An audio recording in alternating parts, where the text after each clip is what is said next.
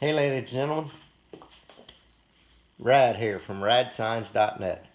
Today we're going to cover how to do an easy install of your vinyl lettering or vinyl decal that you received from radsigns.net. If you didn't shop radsigns.net, you probably went wrong. Try next time. Anyway, this video is for everyone, and just about every decal that you get on the web can be installed the same way. If you have any questions, I'd be happy to answer. Use the contact us link at radsigns.net. So here we go. Basic tools that you're going to need. You're going to need a measuring tape of some sort, a pair of scissors possibly, a squeegee, some painter's tape or blue tape, something to clean the substrate with. I use alcohol, but you can also use Windex, anything that doesn't have any Windex or window cleaner that doesn't have a citrus base to it. It's a little bit too oily. And also paper towels, and of course your decal that you got. So today we're going to measure quickly for the sake of time. We're going to place the decal where we want. Your decal comes in three separate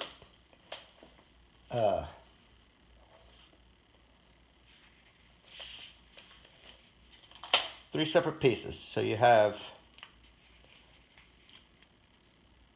pre-mask, decal, and backing. Put that back together real quick, and I'll measure real quick for the sake of time. I'm going to cut a piece of blue tape, a couple pieces, so I can put it in place as I'm measuring. I want to go for this about 1 inch from the bottom. That's 1 inch. Make sure you're measuring to the letter and not to the backing. You want to measure to the decal and not to the backing. The backing is not always cut straight. The lettering is cut on the machine.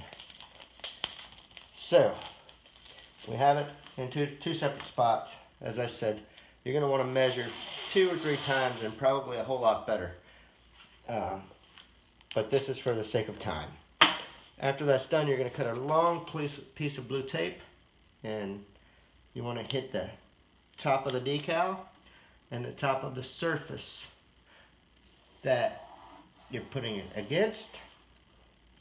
Now, because this is a longer decal, and if you do get a longer decal, as long as there is a spot to cut through without cutting through the lettering, so if you can cut through the backing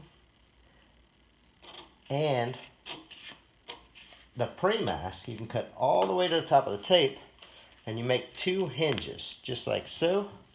They're still taped in place, so you're good to go there. So after that's all done, we're going to pull the pre-mask, make sure the lettering comes with it, get rid of the backing, put the backing there, and go from the top down with your squeegee. You can use an ID as well. Some of you may notice I had, you're going to do the same thing on this other side. So as I'm talking, as I'm working, I had alcohol and paper towels. I cleaned the substrate before I started, just for the sake of time for the video. So once you do that, you're going to want to press down real good. You can also use an ID if you don't have a squeegee, like a license or whatever else you have around. I use these Bondo squeegees because they work for me. The lettering is pressure sensitive, so you're going to want to put some pressure on it. Let the adhesive start to work into the surface that you're putting it on. All that's done, you're going to remove your hinge of tape on the top, like so. Remove your pieces that you put for measuring purposes. Make sure everything's pretty straight. And then you're almost there. So now you're going to pull this, get to the corner, Pull a little piece, a little bit at a time, keeping the pre-mask as you pull it as close to the surface that you put the sign on as you can. And as you can see, this one's going to cut right where I cut with the scissors. And I'm going to do the same thing here. Keep it real close to the surface that we put it on. Pull slowly, making sure that none of the lettering peels off. And there you have it, ladies and gentlemen. An easy install, and if you have a longer sign, you can always cut in between the lettering and stuff. Just make sure you don't cut any of the vinyl that came with the decal. Thank you for your purchase. Have a good day.